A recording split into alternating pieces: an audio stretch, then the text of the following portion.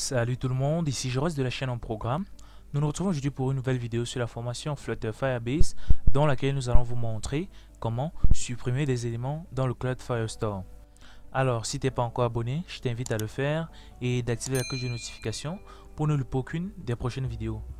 Donc, avant de passer à la suppression proprement dit, nous allons d'abord terminer avec quelques éléments que nous avons omis de vous montrer dans l'épisode précédent. Donc, déjà, dans l'épisode précédent, nous avons fait les détails sur les voitures. Donc, j'ai par l'occasion fait la même chose sur les motos. Donc, là, nous voyons que c'est toujours Joris qui a créé la moto. Pourquoi? Parce que c'est uniquement ce compte que j'utilise sur cet appareil. Donc, ce que nous allons faire, c'est quoi? Sur moto, bien évidemment, nous ne voulons plus voir afficher cette voiture ici. Donc, ce que nous allons faire, c'est quoi? Nous allons faire une condition avant de l'afficher. Donc, nous venons ici. Au niveau de widget, nous initialisons un icône. Donc, icône data. Donc, icône data. Icône qui sera égal à quoi? On fait le test d'abord. Donc, widget.v.type. Donc, nous vérifions le type d'élément. Point type est égal à car type.car. Donc, si c'est une voiture, point d'interrogation, on fait, ça veut dire que l'icône, ça sera l'icône de la voiture. Dans le cas contraire, ça sera l'icône de la moto. Donc, motorcycle, nous collons. Pareil pour la couleur. Donc, je pense que la couleur, on a déjà fait cela. Donc, color que voici, voilà. Donc, je sauvegarde. Ce que je viens faire maintenant là, c'est tous les endroits où on a icône car, je fais tout simplement, je remplace par icône. Donc je fais CTRL H, remplacer par icône, voilà, tout simplement. Donc si je sauvegarde, là je vois qu'à tous les endroits où on avait la voiture, ça devient la moto. Donc je rentre là, si je viens sur la voiture et que je clique, là, nous avons bien évidemment les voitures. Donc, revenons sur moto et cliquons ici. Nous avons encore un autre élément, donc, qui est la couleur.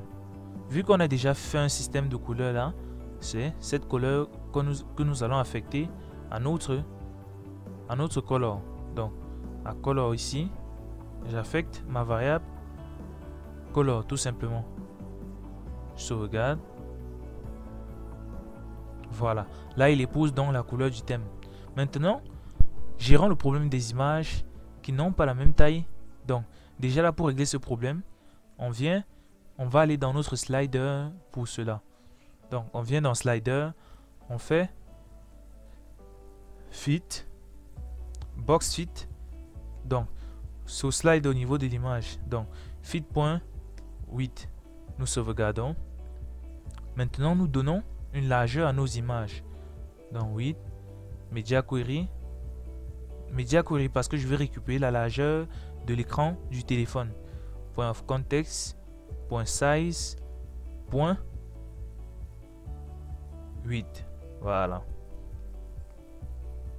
Voilà. Ce qui fait que l'image recouvre intégralement l'écran. Donc, après avoir fait cela, ce que nous sommes censés faire maintenant, c'est modéliser notre cadre pour qu'il puisse pour ajouter le bouton de suppression, de modification et les boutons de like, car nous allons bien évidemment effectuer les likes et les dislikes tout au long de cette série de vidéos. Donc repartons dans cadre détail, voilà, non pas dans cadre détail, dans véhicule cadre.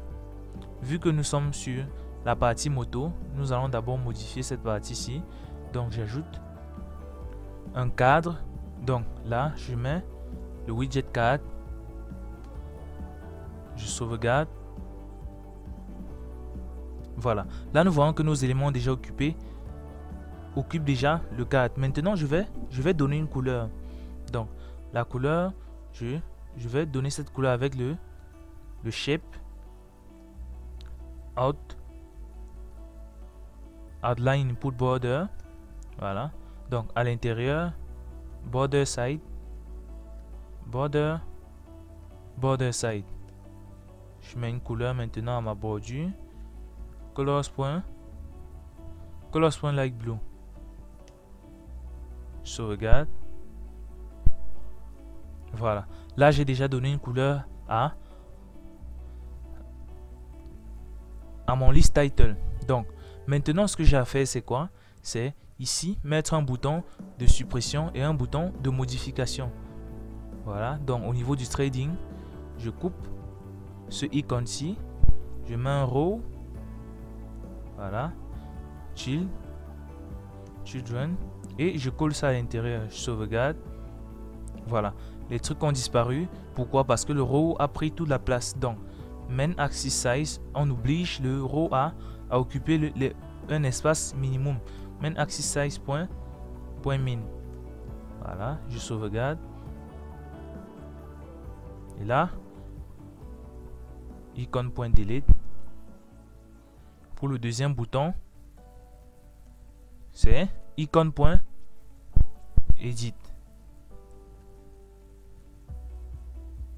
Icône.edit. Voilà. Une fois que cela est fait, je change maintenant les couleurs. Donc, colors.read. Et ici, on met la couleur du thème.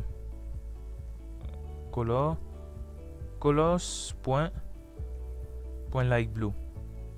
Nous mettons la parenthèse et nous sauvegardons.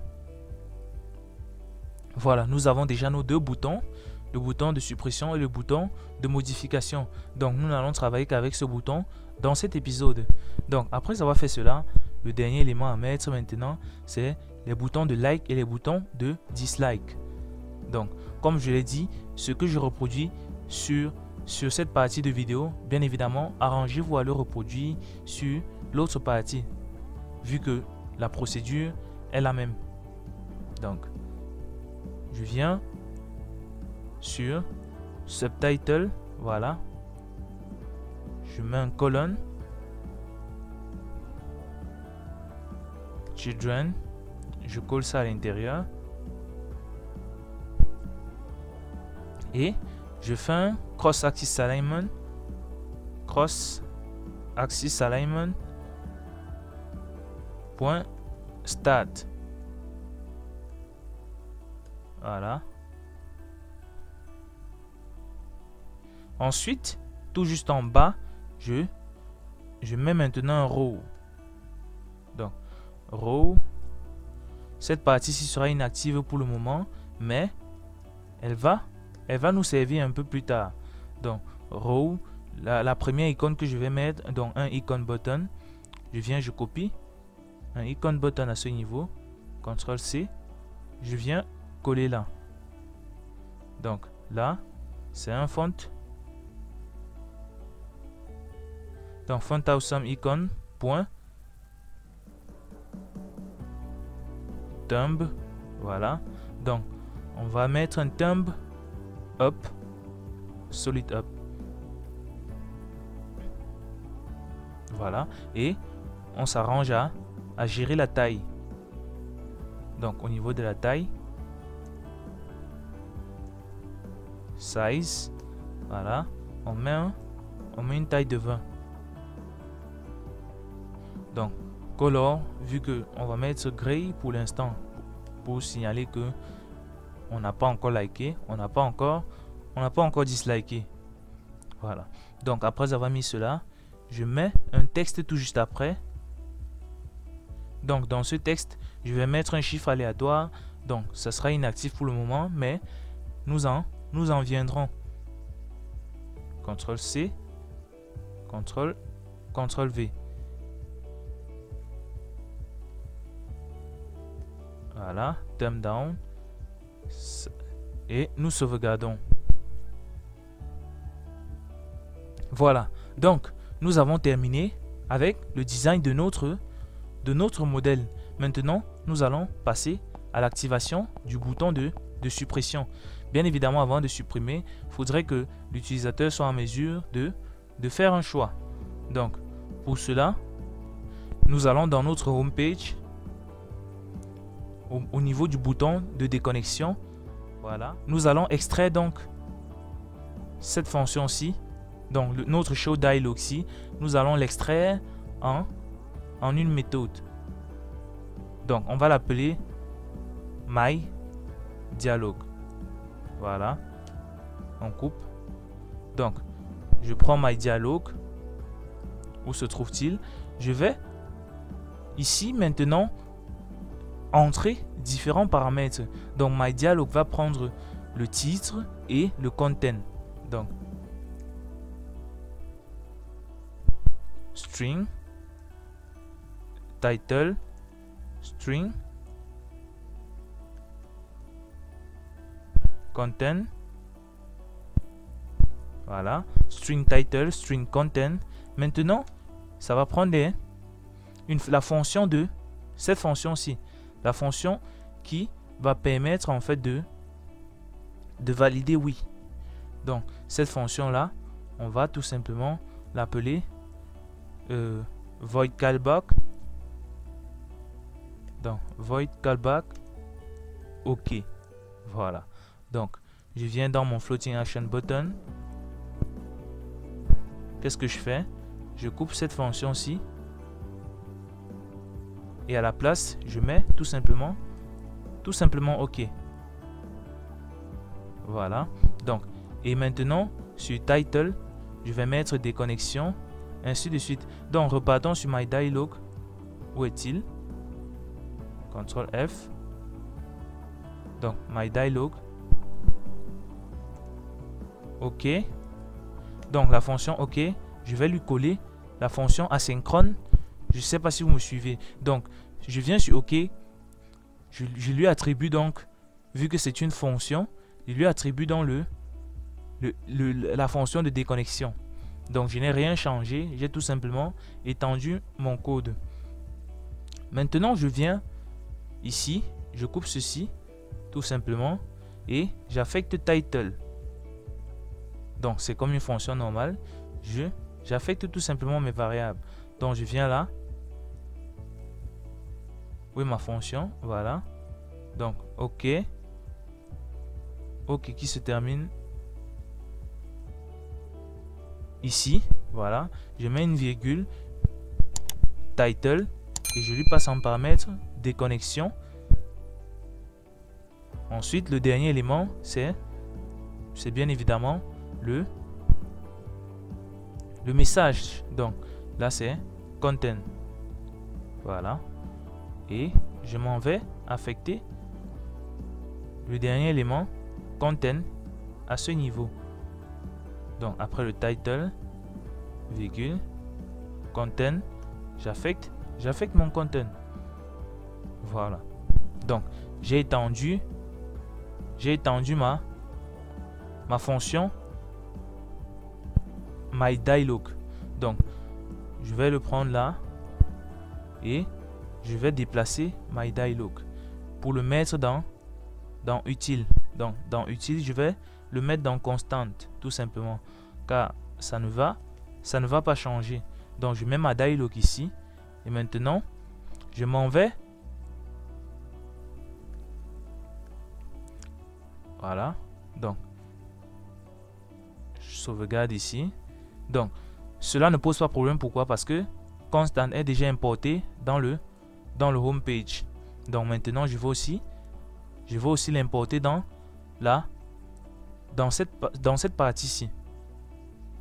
Donc, c'est sur moto list. Donc, CTRL P, moto list.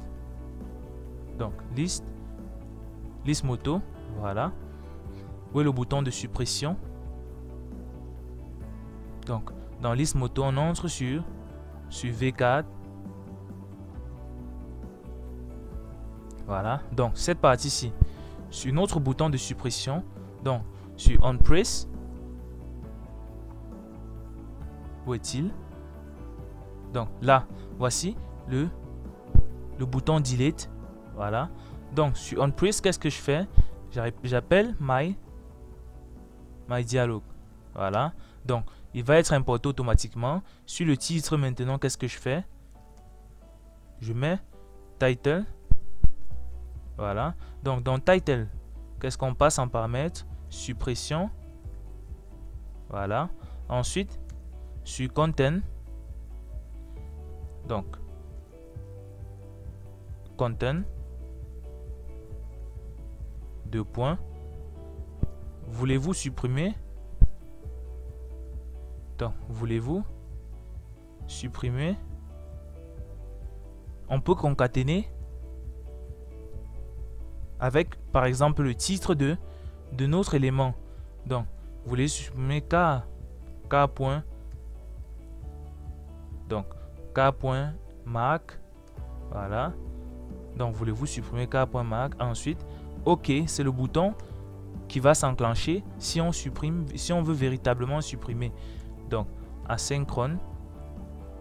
Voilà. Et on ouvre la parenthèse. Maintenant, nous exécutons ce qui va être fait si la suppression veut s'exécuter. Donc, ici à l'intérieur, qu'est-ce que nous faisons? Nous allons maintenant dans DB créer la fonction de suppression. Donc, qu'est-ce que nous voulons supprimer? Nous voulons supprimer bien évidemment un véhicule. Donc, ça veut dire que c'est la collection véhicule que nous allons utiliser ici. Donc, je copie un future ici que je vais appeler, au lieu de save, c'est delete véhicule. Donc, delete véhicule va prendre tout simplement le string ID. Donc, on n'aura besoin que de l'ID du poste pour pouvoir supprimer notre véhicule. Donc, point delete. Ce que je passe en paramètre, c'est quoi? C'est l'ID bien évidemment du poste en question. On retourne true ou false dans le cas contraire. Donc, je sauvegarde. J'ai déjà ma fonction. Ce que je fais, c'est quoi? C'est que je reviens dans le bouton de suppression. À ce niveau, je mets en place tout ce qu'il faut. Donc, bool delete qui serait égal à quoi? Bool delete qui serait égal à db service. Voilà, db service point delete. Donc, important db service. Voilà. Donc, point delete véhicule. Et là, nous passons l'ID du véhicule que nous voulons supprimer. Donc, c'est tout simplement k.id.